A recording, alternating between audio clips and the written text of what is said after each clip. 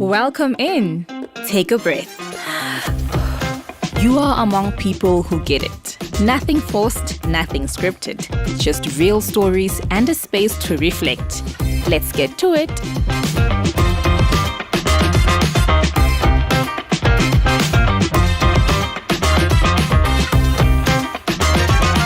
Woman, mufumakazi, Wangsadi, Musadi, umfazi, vrouw. Mulher. That is who we are. That is our strength. We are remarkable, brave, capable, unique. We are women to women. Good afternoon, South Africa. Good afternoon, Africa. We greet you because this is the last Friday of the month of June. And the topic of today will surely warm up your day. Good afternoon, Muhaji. Good afternoon, Mrs. Are you excited for today? Very much so. Good afternoon to everyone. And they are going to know shortly why we are excited. Yes, we have something in store for them. Yeah. We are not alone in the studio today.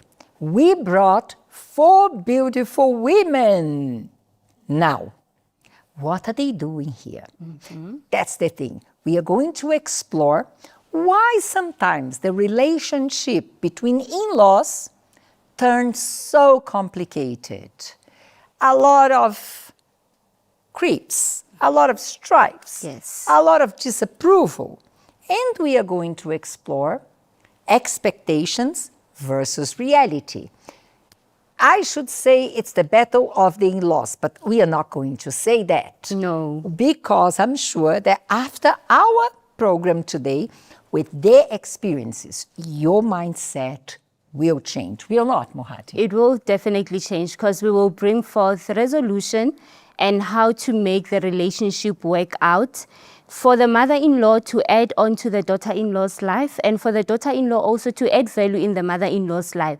So we're going to come up with a resolution at the end of the show. That's for sure. But before, let us see what they say out there of this issue between in-laws. Let us watch together.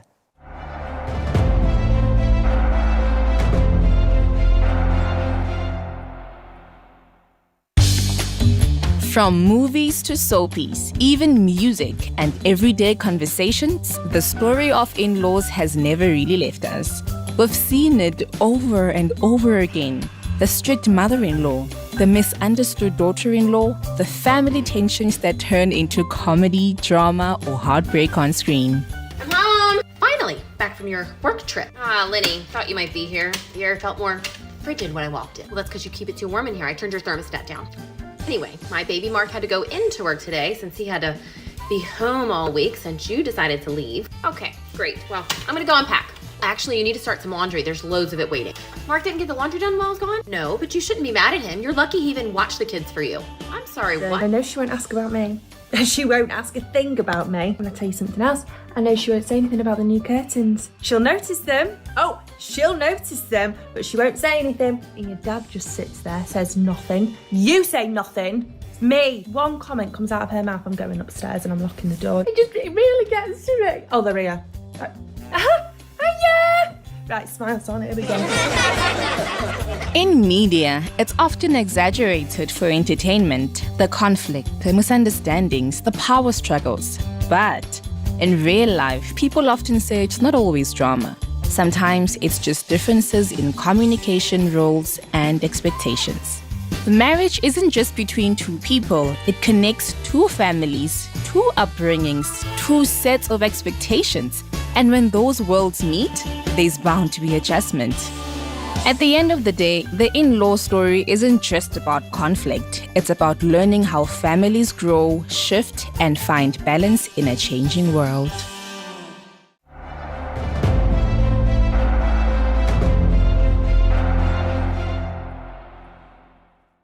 Now we are going to see if that is true.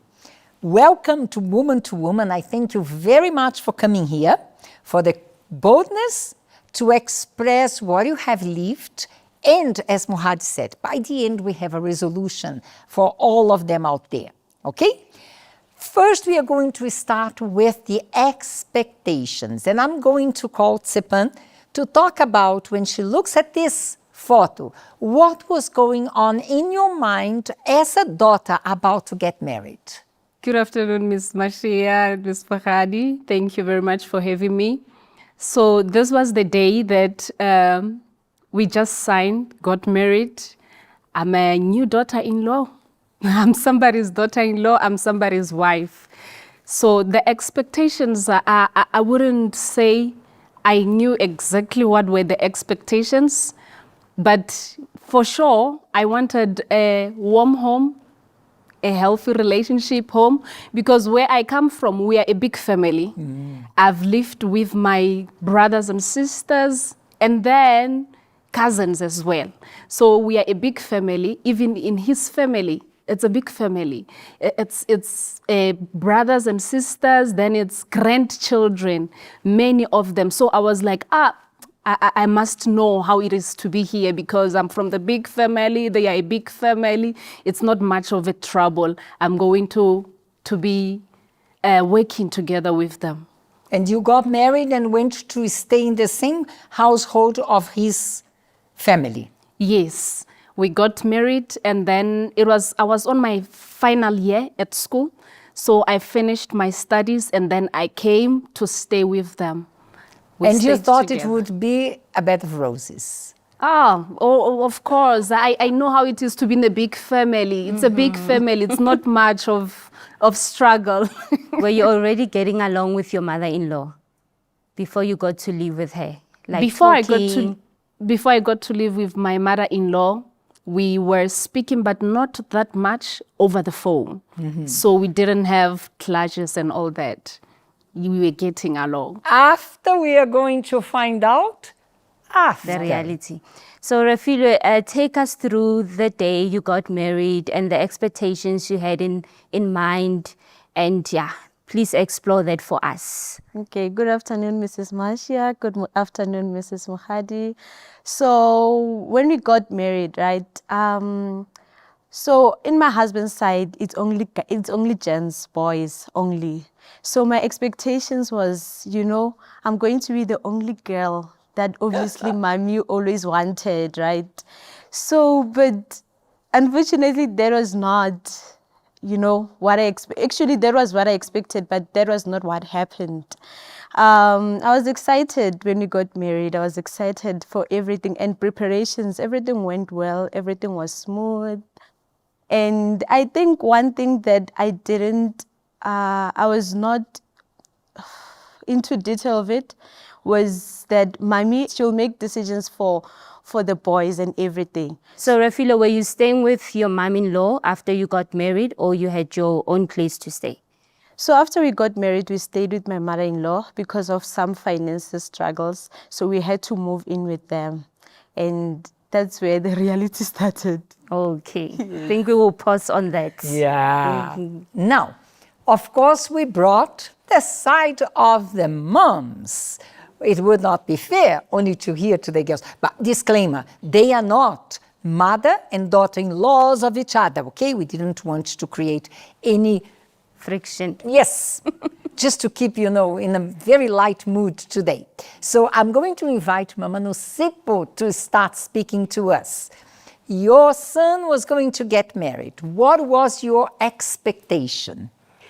My expectation that is from my daughter-in-law, was that, okay, I'm gaining a daughter. And now, because I didn't know her prior, I only knew her after they've paid the lobola and all that. So now she had to come to stay with us. It was now a question of, I have to know the background, her background, which type of family she comes from, because now to integrate that side and my side also, it was like, I hope there won't be any chaos, because I know there's that stigma with the mother-in-law. But when she came, it was not that bad. We were able, to align and to merge. So you welcomed her as a daughter. Yes. You didn't have any jealousy about your son? I had to accept her as a daughter in order for me to be open to her, you know, for her also to be open to me, so that there has to be some level ground. There has to be somewhere where we start, you know, moving forward. And knowing my son, she has to know my son through me again, because I know my son. I know her weaknesses, I know her strengths. So there's something that she needed to learn where her husband is coming from. So it was basically that. Good. And it's quite interesting, Mrs. M, because my mother-in-law... Oh, she's watching us. Yes. I always call her Mommy Love because she has been amazing. She's a woman of faith and she normally fasts and prays for us. And she doesn't interfere. She knows her place. And she also, you know, give advices here and there. And it was also important for me to get along with her because she also told me what my husband likes to eat, how my husband grew up. So it's as good. A mother, ne? Yes, as a mother. So she really plays a very important role in our life. And it is like this, since you're going to take care of him, please don't forget, he likes this, he doesn't like that, taking care of him through you. She said that exactly, but then she doesn't control, she doesn't interfere, she knows her place, and that is lovely. She gave us space to say, my children, you know, build your lives, don't worry about me, build your lives, find your feet, and if you make mistakes, it's normal, because you're still building your lives. Now, we have Mama Melia. Mama Melia, please take us through the expectations you had when your son was getting married. What was in your mind? I forgot to ask you, was it the older one, the younger one? Well, I have only 2 kids, Mama Michelle. The first was my girl, and came the boy after. The mom's boy was getting there, the younger one. The last born. More difficult, the last born. Yes. Good afternoon, Mrs. Masha. Good afternoon, welcome. Mrs. Makadi. Afternoon, I'm glad I'm here because it's a very thorny issue, especially in our cultures. Different cultures, meeting, you know, marrying, integrating with the other cultures, it's very, very difficult. It needs maturity, it needs, you know, wisdom. And remember, at that time, you don't have, you know, we are living in the world. So it's very, very difficult.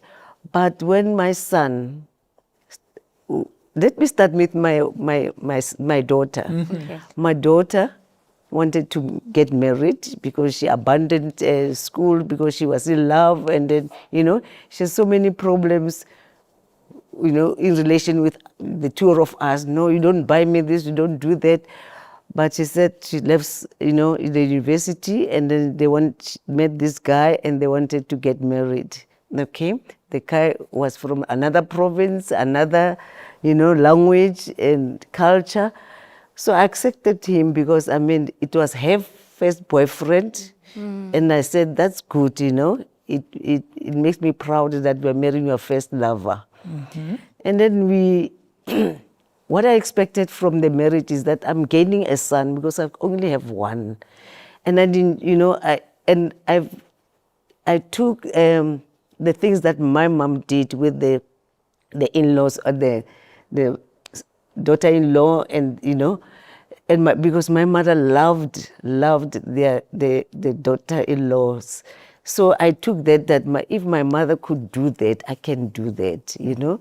And it was important for me to be friendly and then to introduce him into my family, because he was from another province. He came to work in Pretoria, so that's how they got together. Each other. So it was, the expectation was we are going to have a very, you know, a son, second son that I'll enjoy, and my son will have a brother, like, you know. So that's my expectation, that we need to take him as a son to me and a brother to my son, you know. And things went well at the beginning. In the beginning. I like that, in the beginning. The funny part is that none of them had bad expectations. Yes. None of you got into this relationship like, it's not going to work, I will go into trouble. Everyone goes with the approach, It will be wonderful, part of the family. We are going to make it. Our family is growing. Yes. We are going to be happier. And something else, you all from the church, right? Yes. That's something else. Yes, because listen. that should be the reason why things would work. Yes. But it doesn't work as smoothly as we expect to right in the beginning. Yes, the reality is something else, but it's good that in the beginning they took it on a positive note. They didn't plan to hurt anyone. The mothers-in-law didn't feel like, I'm losing a son, I'm losing my daughter. Yes. They didn't feel like that. So it's good that they took it in a positive note. So now we're going to explore the other part of it. Yeah, but before we went to the streets, to hear from, common sense, what do they think about this relationship between in-laws? Let us watch.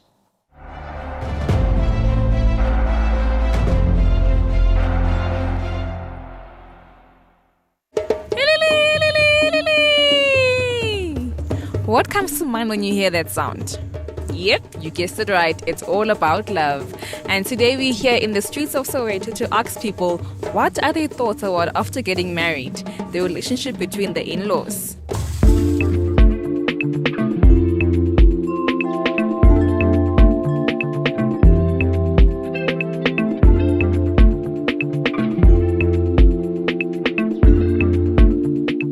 We found a mother and a son, and we're here to be able to ask them exactly their opinion about in-laws. What do you expect of his girlfriend now and his future wife tomorrow? When she comes to your house, what will she be doing? Whatever. Okay. Done. I expect my mother-in-law to treat me like her daughter, like her own son. To not mistreat me. I would want to have good relationship with my in-laws. So from experience, I do have sister-in-laws, brother-in-laws. So I'd prefer that we treat those people as family instead of being treated as an outsider or seeing your in-laws as people that want to eat your brother or your sister's money or whatever the case might be. So, since Mama said she wants her to cook, to clean, do you expect your future wife to do all these things? I mean, you have to cook. If I'm not here, who will cook? Have you ever had conflicts being in between your partner and her? No. Never, ever? Never. The best? Yeah. When you immediately come in, some things must change. And when they change, that's where the conflict starts. It's right. It's true. Why do you think like that?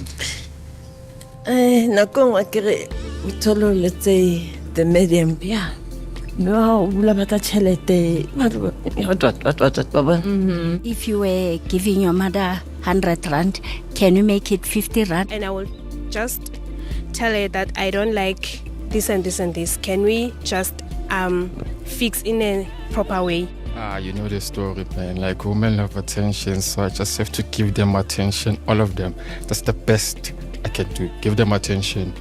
Yeah, and also tolerate their drama. Yeah.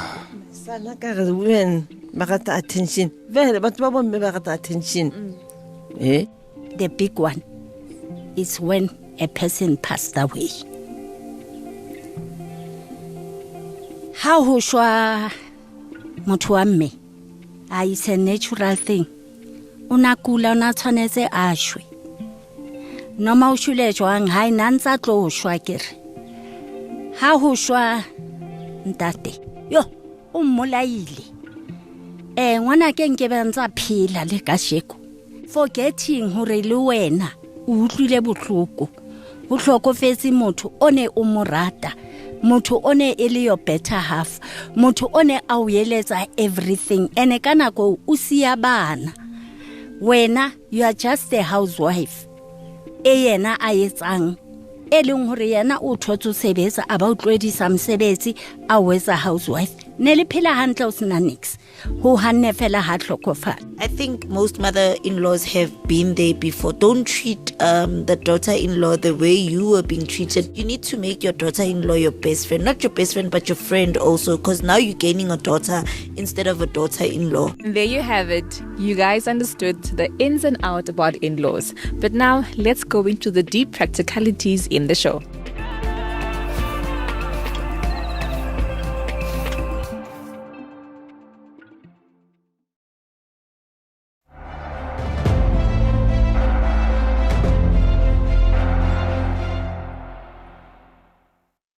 There is a stigma out there.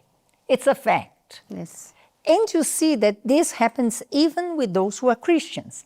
Because look, we're talking about the mother who has brought up that child with the best of her abilities. And of course, she wishes the best for that life. Exactly. Then someone else, be it son-in-law, daughter-in-law, comes, and of course the plan of the newlywed is to do the best, to take care of the husband, to take care of the wife.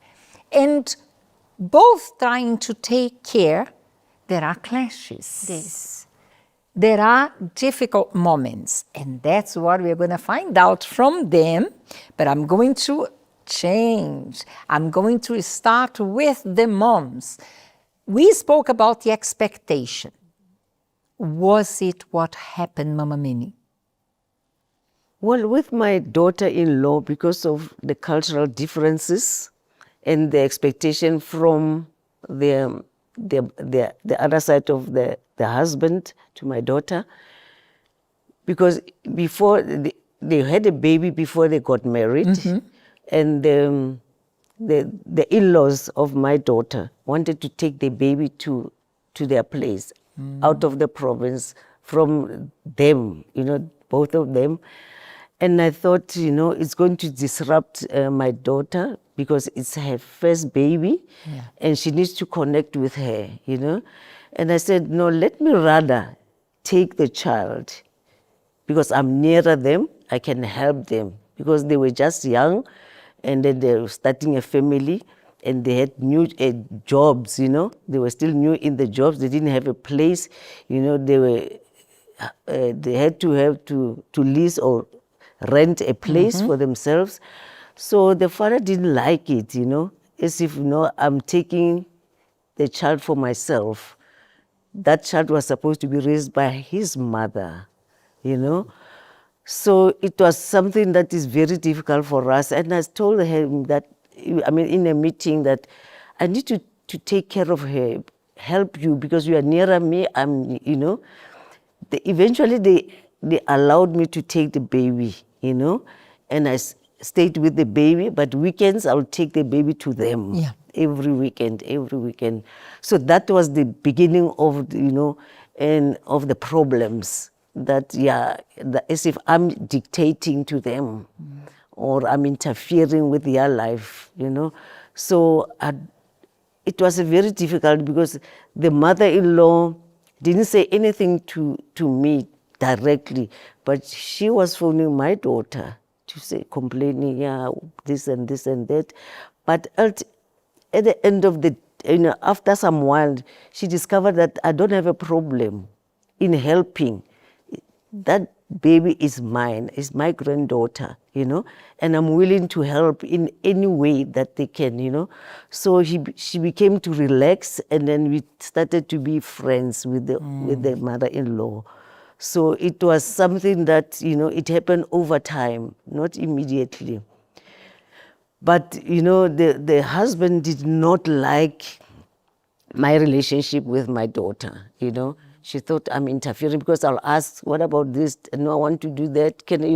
And I can only talk to her, not both of them at the same time. So that created a problems. And when they were quarreling, he'll mention me, and it was hurting.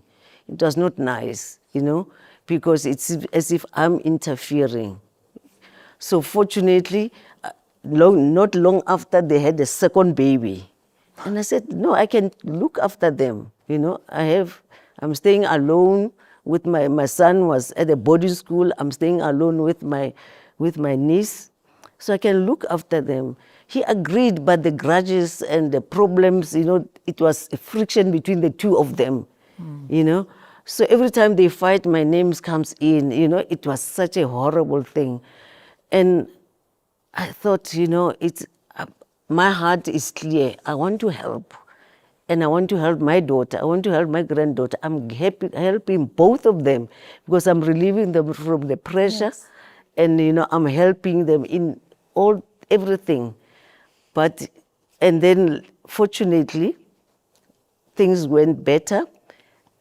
They had jobs, they found a home, and they became independent, So the problem was sorted out. In that So way. during that friction, Mama Mela, did you openly communicate with the father of, like, the husband?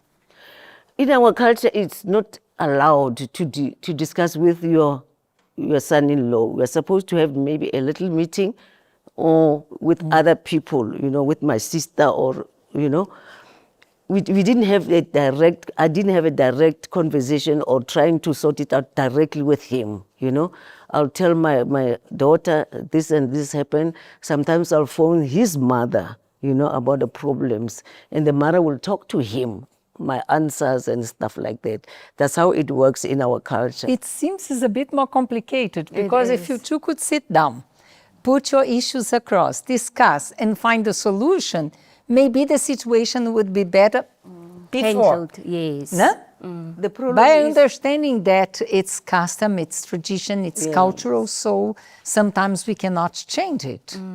The problem is we cannot do that. It's like you undermine his authority or his manhood, So you'll talk to our daughter, and then she'll talk to him, and when she gives me an answer, I'll talk to his mother and say there is a problem of this, and she'll talk back to the to the son. So it's a long. It becomes tedious. It becomes long to solve a problem because in our culture we cannot face your son-in-law and say this and this and this. You are not allowed. You are not allowed to do that. But today you are in good terms. To a very certain extent, because things of the past they crop up sometimes. But now, they've grown up now. Yeah. Even the children have grown up. I mean, they are 30 years already in that marriage, Oh, yeah. And the children have grown up. Yes, the children have grown up. They are working, so the pressure is off, So, and the children are independent. They stay in their own places. They are not married yet, but they've moved out of the house because there were only 2 girls. So they are left alone with the wife, with my daughter. That's it. Now, I'm curious to know about refilming.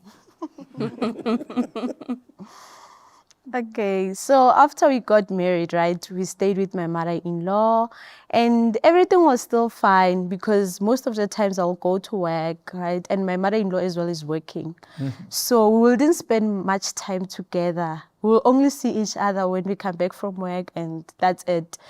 But because it was still my first time, and now it was difficult for me because now I had to learn my husband, I had to learn the whole family because you're staying in the same house. Yes. And it was difficult for me, trust me, it was difficult because sometimes I wouldn't feel comfortable to sit around all of them. I will want my own space because at home I had space. When you don't want to sit with everyone, you can just go in your bedroom and just have your own time. But there, sometimes I was forced to be with them. And when you go to the bedroom, it's like you are rude. So I will force myself to be with them. So the tragedy started when so basically when I was, after getting married, I had to wear the traditional attire. So I wore it for some time, and then my husband was like, no, you can't keep on going to work like this. I'll speak to Mama. And then he spoke to Mama, and Mama agreed that I can wear, other clothes. And then I went to buy clothes. So basically, Mama didn't tell us specifically what to buy, right? So we went to the mall and then I bought trousers. So for those of you who are not in Africa, it might seem very common. Not in certain cultures and traditions. You don't dare to wear trousers in the house of your in-laws. Especially as a new makoti. Yeah, makoti is a newlywed. Exactly. Sometimes it's not necessarily the in-law, but sometimes the neighbors will raise that question that she's disrespectful, right? And you didn't know anything about that. I didn't know anything about it because as well at home we had a daughter-in-law, right? My brother got married to my sister-in-law now. So she will wear anything. There were none of these things. None of anything. And my dad was there. My dad was there. So I thought maybe, you know, things will be similar. Things will be the same because as well we are in the same faith. So there is no need for me to wear skirts and everything. But it was different because when Mama saw me with the trouser, yeah, she got mad. She was very angry. But when she spoke to me, she was not, you know, she didn't speak to me out of anger. She spoke to me nicely.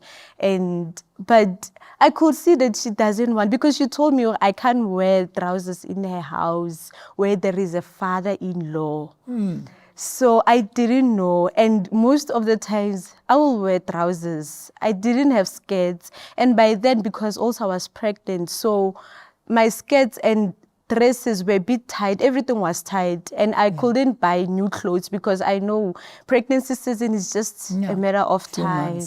Yeah, so yeah, I bought that trouser and I wore it. And it was, you know, it started, that's where it started, the misunderstanding. You are wearing trousers now, so it means the problem was sorted. It's sorted, yes. Believe it's solved now. It is, because yeah, we had to live with my mother-in-law for 2 years. We stayed with them for 2 years, trying to figure out our financial life. And yeah, but so basically, let me just say, basically after I gave birth, right? So I went back home to my mom's house for 2 months. And then I came back. So before I came back, I told my husband that we need to make a plan. I can't go back into your mom's house. We need to make a plan. And so they had the back rooms because I understood that now we have a new person in our finance again. So I can't force him to, you know, for us to go out and rent or what. Because there was a moment whereby I was very frustrated. I will always be on property 24 looking for something to rent. Because I wanted to move out. I couldn't bear with them. Like I wanted to move out. But when I came back from my mom's house, we stayed in a back room. And it was a bit better, you know. And I came back in winter. So you can imagine wearing a skirt in winter. It was difficult, and Val is very cold. I have a question for her. So Refilo, in terms of chores, how would you navigate that? Did you give your mother-in-law like an opportunity for her to teach you how things are done because you were newlywed? Yes. So when after the chores, right, she told me that I don't need to sweep, you know, because it's the suburb apparently. Like, so I didn't need to sweep in the morning, but I had to wake up early because that's how I was taught as well. My mom told me that I need to wake up early before I go to work and clean the house. So I will clean. That one, it was not really a problem. I will do it without, you know, being told to do it. But, you know, and again, I understood that, you know, there's only gents, so I can't expect to be helped in other things. So I just told myself, oh, girl, you need to do this. Okay.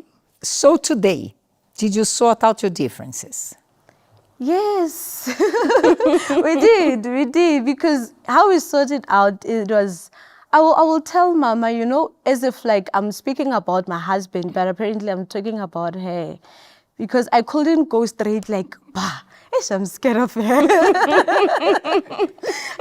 I couldn't go straight like, Mama, I don't like this, because she's someone who's very strict when it comes to rules and stuff. So, and you won't tell her anything. You won't even show her anything. So I had to come with, you know, a strategy of telling her, and I will be like, Mama, you know, when my husband does this and this, I don't like, because my mother-in-law, when she speaks, she has a loud voice, and I'm from a cool background. My mom, she's very cool.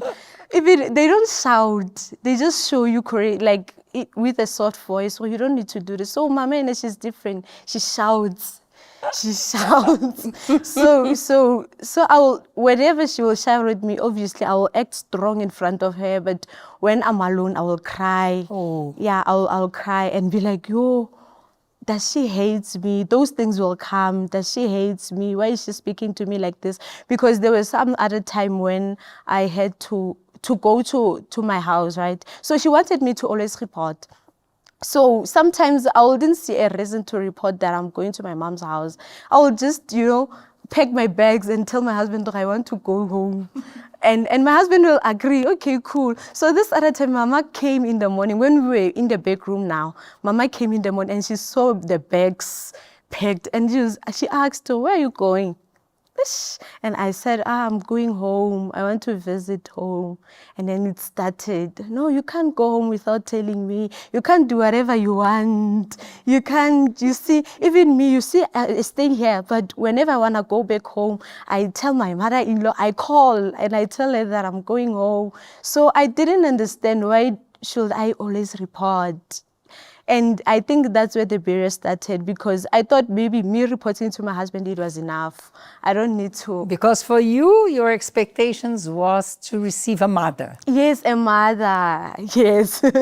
You see, adjustment I is think difficult. also for her, she thought you are disrespecting her by just leaving without telling her, because you are living in their house. Yes. For you, I believe it was a matter of, no, she wants to control me. Why she wants to control me? So it was that dispute. Yes, it was that dispute indeed, because obviously, like I thought Vele, she was controlling. Why does she want to tell me where to go, when, how? But as time goes on, like I understood, okay, I need to report. Now things are different. You learned how to deal with the situation. Yes, and I will tell her, Mama, when my husband shouts at me, I don't like. And I could see that, okay, maybe she saw this one is telling me directly, because now she started, changing how she spoke to me, the tone. Even when we were telling them that, Mama, now we are leaving.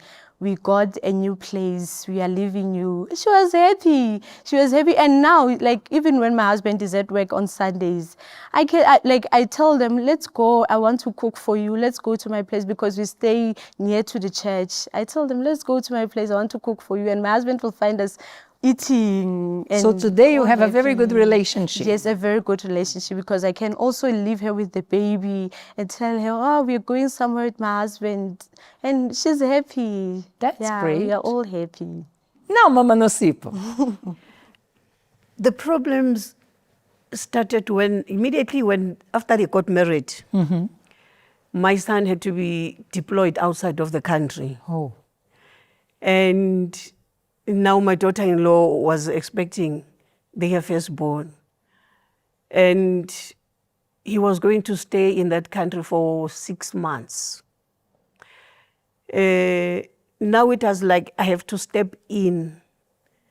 I have to step in terms of, be the support structure for her. Because if I wouldn't do that, she'll feel like, abandoned. She even requested, Mama, now, because he's gone, what are we going to do? I said, I'll accommodate you. You don't need to go to your home. We'll stay together. But if you're not comfortable, you can go to your mother. Then I'll come there. But let's maintain the relationship as if he's around. So that's how we worked it out. And then I would normally, I think she stayed with me for about a month or 2. Then she went to her mom's place to give birth. Yeah. And then after 3 months, she came back. And then she stayed with me for a couple of months. No, she stayed with me until my son came back. When he came back, he had to get a place. He bought a house. They moved to the house. And then whilst they're in the house, he had to leave again because he's with the intelligence. He had to go out of the country again. So now, fortunately, the wife was working now, because then she was not working. Yeah. Then she got a job, and then when she got her second born, she was already working. But now I had to come and babysit and stay in the house, in their house now. It wasn't easy for her mom, because it was like, she can't, your mother-in-law can't stay there. I also need to come and stay. Now it was like we were competing. You see, it's not only the in-laws directly, but the in-laws of the other side. We should have brought the other side as well. It gets more complicated. Yeah, yes. it is. And this was something new, because with the firstborn, we had, an amicable relationship and understanding with the mother also. Because I would go there, see the child, see my daughter-in-law. I would stay a day and then go. It was okay. But now, all of a sudden, when they're at their own place, I'm not welcomed. She has to come. And then I had to say, but culturally, now I had to bring culture in. Culturally, this child, the second one, does not belong to you. The child is my responsibility, because it's the second child. Now, with the first child, yes, I understand. The mother has to babysit, and show her the way. But now, with this one, I said, but it doesn't work out like that. But on the other hand, I had to be very intelligent there, so that there wouldn't be any conflict. Flexible to avoid friction. Yeah. And fortunately, I was already in church and, knowing God. So it was a question of seeking wisdom, how to handle this situation. I even asked her one day, maybe your mom has not let go of you. She still feels that, you're still part of her. She has not 100% let you go. Yeah. So, but I accept that. Let her come and stay. Let her come and stay. Then I'll stay a few days with her and then leave. That's how we worked it out. Until after my son came back. Then the child has to go to the crèche and everything that was sorted. But the challenges now was between the two of them, my daughter-in-law and my son. Knowing my son, he was like, married, but on the other hand, still on the outside. Friends, with friends. My son loved friends. He loved, he's got that loving heart. He compromises a lot. He doesn't mind if a friend comes, take me to such and such a place. He'll say, I'm coming back right now. He'll come back AM, he'll come back, Now, because at the first period of their marriage, they didn't, blend and bond. It was too soon. Yes. He was out of the country. When he came back, friends this side. So I had a role to play there in order that, there's peace and reconciliation. Up until my daughter-in-law said, no, Mama, I've had it. I'm packing my bags. I'm going back home. I said, then I had to call my son. She's leaving. She said, yeah, let her go. Let her go. It was a terrible situation. Up until they divorced, they had to divorce. Now, during that period of divorcing, my son came to me and said, you know what? The monies that are supposed to come, we're not going to take any money. No, we're going to remarry again. I said, oh, okay. And then I asked her, I understand your husband wants you back. He said, yes, Mama. And what do you say about that? She said, hey, what will I say? I agreed. They had to remarry again and stay together again. So there for me, it was like, the relationship that I've established with her. It was very good, because if it was not like that, really, I don't think there were going to be a reconciliation. With prayers, of course, again, Then they stayed together up until my son passed on. Oh, This is 2026, 2024. I'm sorry to hear. Still the relationship, we still maintained it. And up until to date, I'm still her mom. I still go there. I sleep over. The relationship is still very, very amicable. You had to put yourself in her shoes to understand that she was pregnant, the husband was not around, and you had to put your feelings towards your son aside and be courageous to say, you're doing wrong. You are married men. You witness things of friends. And because of that attitude, you were able to bring them together until he passed on. And she never took sides. She never took sides. Actually, I see she took the side more of the daughter-in-law, Which is the right one, which is the right side. So she was not favoring her son, but she stood for the truth, for what is true, and things they worked out at the end of the day. So she played a very important role in their marriage, Miss M. And today you're still close to her and to the children. Oh, it's very, it's like she's actually the firstborn of my family. My daughters, they recognize her. They know that she's the big sister. Oh. Yes, she's the big sister because my son is the firstborn. So his wife automatically makes her the firstborn. Yes, so it's amicable. That's beautiful. Yes, it's amicable. Something else that we wanted to mention to you, if you have realized, they all somehow have a happy end. So it means it is possible. And we are going to tell you how, but we need to hear the last one. Yes, Tepang.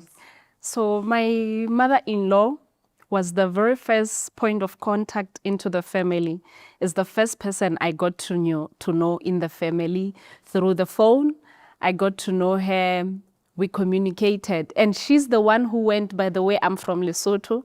So she's the one who crossed the border all the way to get me for the son. So, and also she's a Christian. She's a very prayerful woman. So for me, it was like, this one is going to work out, as I said before. And then, like I said, I was in my final year in the university. Then I completed my studies and I came to permanently stay this side. Now, when I came to stay this side permanently, my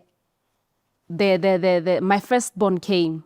My son came. And then I was thinking when Mama Melia was talking that this is kind of similar to my situation because after my son was born, we were like, no, now we need our space. And she was like, you are not going anywhere with my grandchild while you are not working.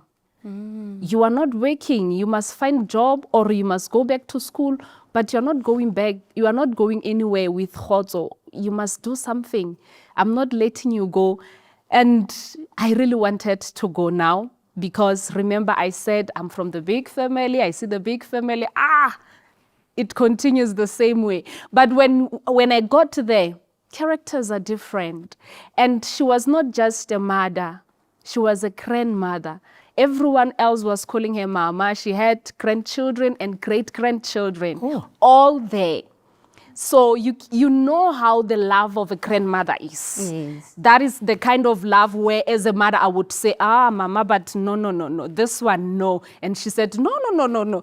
You know, she becomes soft to the grandchildren. Yeah. You know, so there were things that I wouldn't, agree and say, this one, but mama, no, but this one.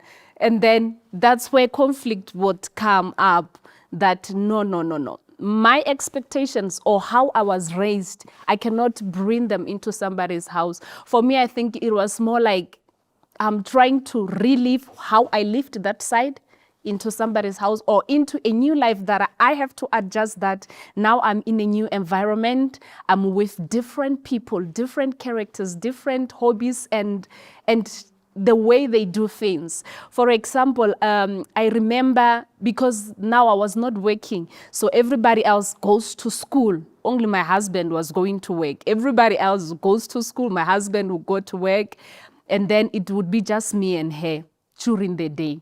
now I'm cleaning and I'm remembering, I'm like, but these kids, when I was at their age, my sisters taught me that, because I grew up, another thing is that I grew up without a mother. I lost my mother at a very young age, and I was raised by my brothers and sisters. So now I'm gaining a mother, you know. So my sisters would always tell me that you take back whatever you took from where it came from. That's how we would keep the house organized. And it was easy for us, because if I'm going to make tea, I know if I take these things back, I won't have to deal with the teapot later and the spoons and all that. I just take back everything I took from where I took it. So it was easy for me that way, and I wanted to also pass what I was given to me to them, but I did not know how to do it the right way. It was like I was enforcing it to them. So that's how. That's and how they took that as personal, of course. Yes, that's how the conflict would come. You know, it's better to teach how to do it in a calm way, in a right way. But me, because even my sister, was a bit tough to me. No, do this, do that. I look at her this day, and I'm like, you have really dealt with me, eh? Because she was very strict with me. So I have learned how to discipline in a strict way. Yes. But it does not always work like that. There are times where you need to calm down and then approach the situation. But my mother, there was a very common statement that she used to say. She would say, silence is golden. And she was very easy at letting go of something. This was someone who was carrying the family with her prayers. I'm talking about past tense, because COVID came and then she passed on.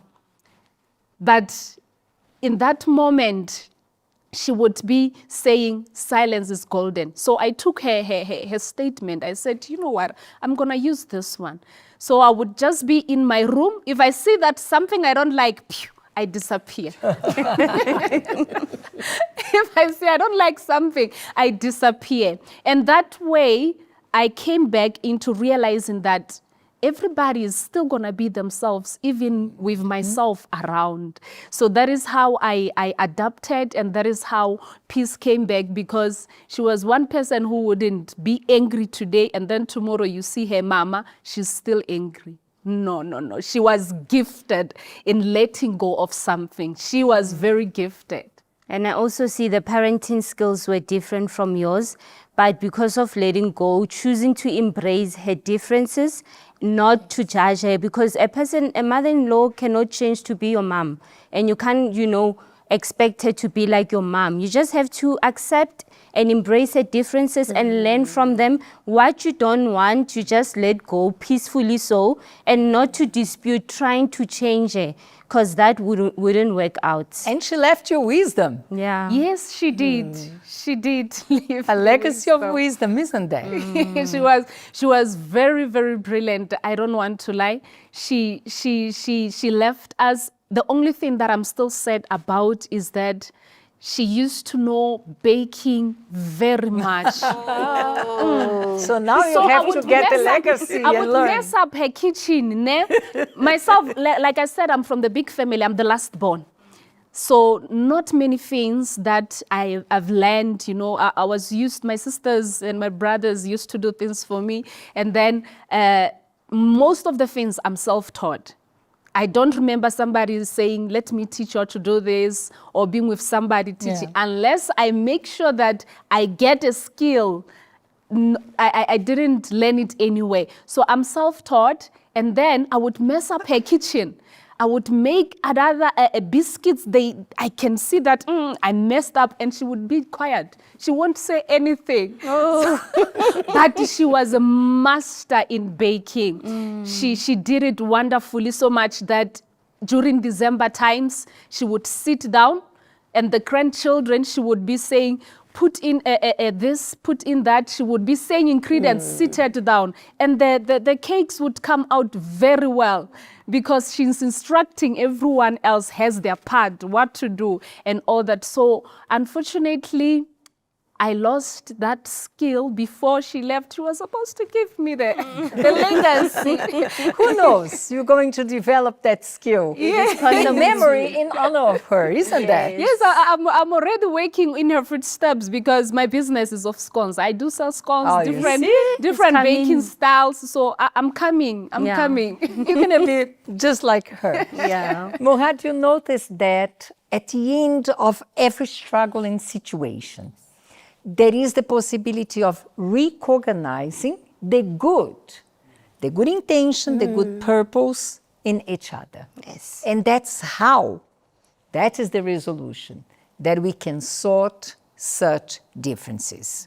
Mohad will talk about the resolution in a short while, but now, to help you further, we are going to give you some tips on how to adjust, how to be accepted, and how to accept your in-laws.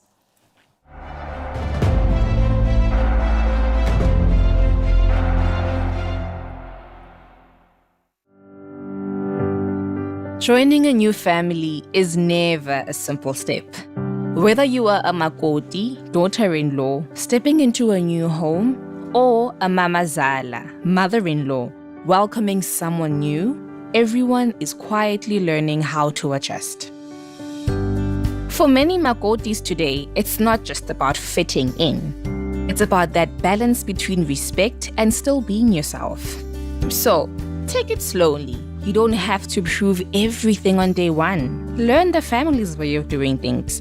Ask questions and allow trust to grow over time. And for the mamazalas, remember, this isn't about losing your place. It's about gently shifting into guidance, patience, and support as a new chapter begins. Another tip, let the couple create their own way of doing life. It may not look exactly like yours, and that's okay. And for everyone involved, don't make the son or husband the messenger every time there is a misunderstanding. Sometimes a simple and respectful conversation can solve so much more. At the end of the day, a makoti is not there to replace her husband's mother, and a mamazala is not there to compete for a child's attention. The moment everyone stops focusing on their positions and starts focusing on the relationship itself, family becomes easier.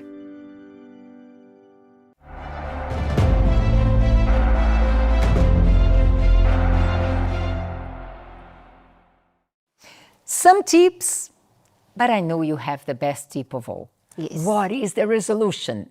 So what it all means, for this relationship to flourish, we have to meet one another halfway. There has to be understanding and respect. And do not try to change your mother-in-law or your mother-in-law trying to change you. We embrace one another's differences. We make it work because there's a lot to learn. There's a lot to learn. As a daughter-in-law, there's a lot that you can take from your mother-in-law. As a mother-in-law as well, there's a lot that you can take from the daughter-in-law. So it's a win-win situation. So we need to work together. It's not a competition. We need to work together. And it's not a matter of who's the favorite. My son favors, the son favors the mother, or the husband favors the wife. It's a matter of making it work so that the relationship can flourish and we can all live in harmony.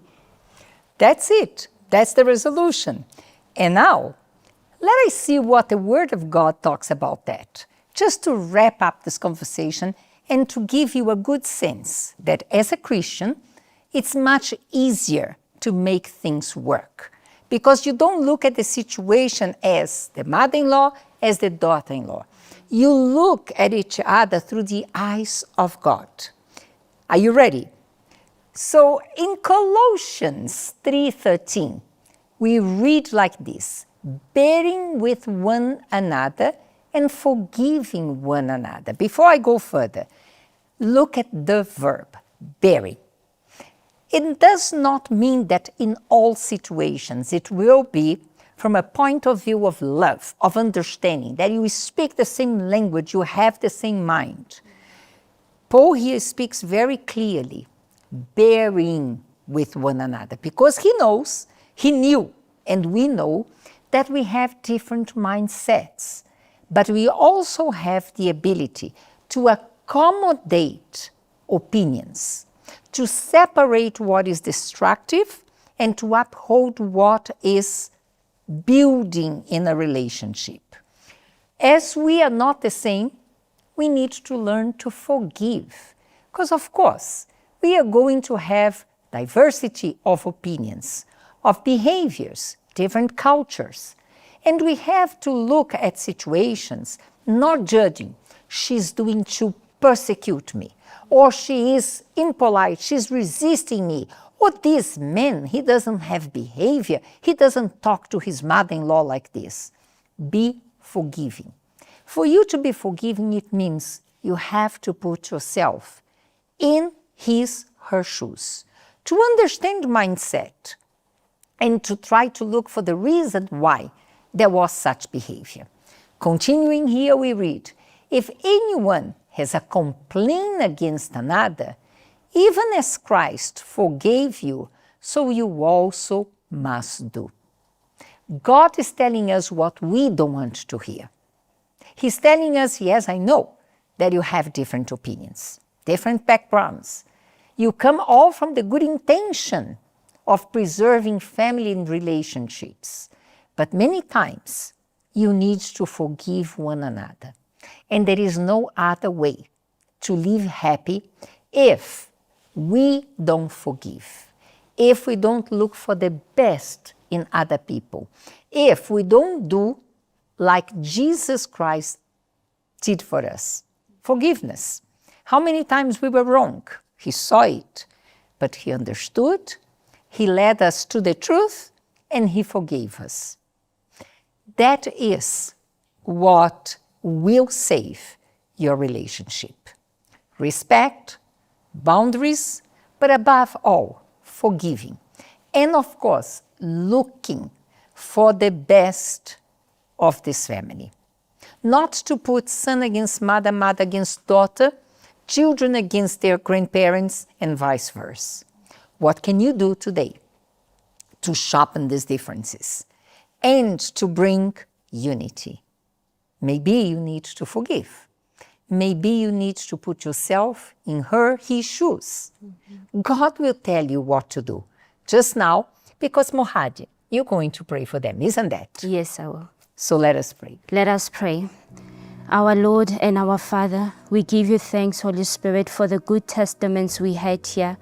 And it is a clear indication that with you there is a solution. You are able to mend broken relationships, my Lord. I pray for this mother-in-law, my Father, who is full of anger, who is bitter, my God, because things are not working out. She thinks she lost her son and she's not in good terms with the daughter-in-law. I pray that, Father, may you take away the animosity, may you take away the division, the misunderstanding, and may you mend the relationship.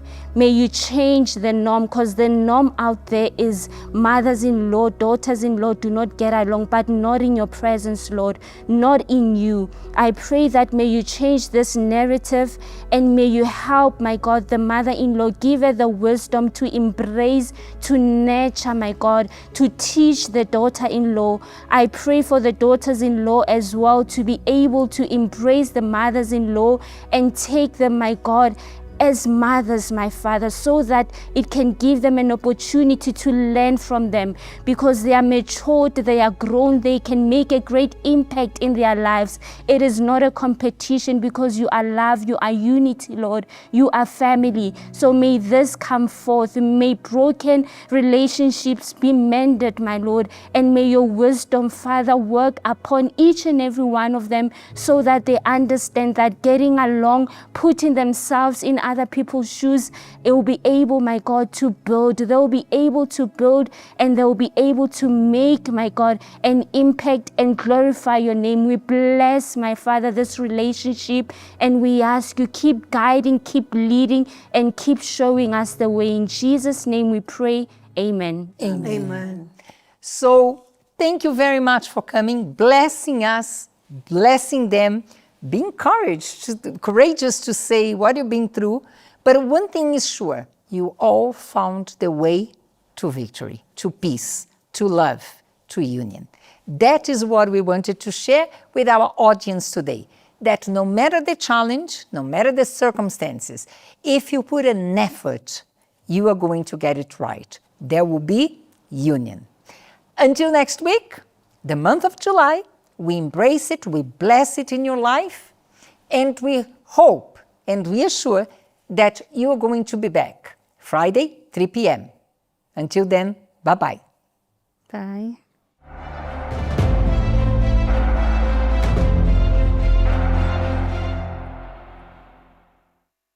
The first step to healing is simply reaching out. If you or someone you know needs support, email woman-to-woman@uckg.org.za or call 0800 330 320.